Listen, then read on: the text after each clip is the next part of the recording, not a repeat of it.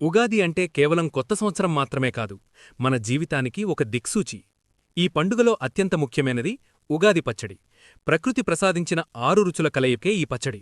కాని ఇందులో కలిపే ప్రతి రుచి వెనక ఒక గొప్ప అర్థం ఉంది. మనం వేసే బెల్లం జీవితంలోని తీపి కబుర్లకు, ఆనందానికి సంకేతం. అదే సమయంలో కలిపే వేపకొవ్వు మనకు ఎదురయ్యే చేదు నిజాలకు, కష్టాలకు గుర్తు. చింతపండు ఇచ్చే పులుపు మనం నేర్చుకునే కొత్త పాఠాలు, తెలివితేటలు.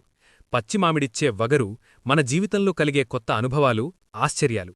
కొంచెం కారం మనలో ఉండే పౌరుషం, ఆవేశం. చివరగా ఉప్పు జీవితంలో మనకు ఉండాల్సిన ఉత్సాహం మరియు భయం.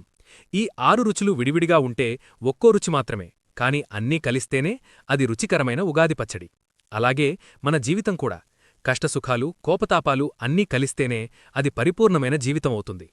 అయితే ఉగాది పండుగను మనం ఎందుకు జరుపుకుంటామో వెనక అటు శాస్త్రీయమైన, ఇటు పురాణ సంబంధమైన కారణాలు చాలా ఉన్నాయి. ఉగాది అంటే వసంత ఋతువు ఆగమనం. చలికాలం ముగిసి చెట్లు చిగుర్చి కోకిలలు గానం చేసే సమయం ఇది. ప్రకృతంతా కొత్త రంగులు పులుముకుంటుంది. కొత్త చిగుర్లు ఎలాగైతే వస్తాయో మన జీవితాల్లో కూడా కొత్త ఆశలు చిగురించాలని ఈ పండుగను జరుపుకుంటాం. అంతేగాక రావణ సంహారం తర్వాత 14 ఏళ్ల వనవాసం ముగించుకుని శ్రీరామచంద్రుడు అయోధ్యకు తిరిగివచ్చినప్పుడు ఆయనకు పట్టాభిషేకం జరిగిన రోజు కూడా ఇదే అని కొన్ని పురాణ కథలు చెప్తున్నాయి. అందుకే ఇది విజయానికి సంకేతం. మనం పాటించే చాంద్రమాన క్యాలెండర్ ప్రకారం ఉగాది తొలిరోజు.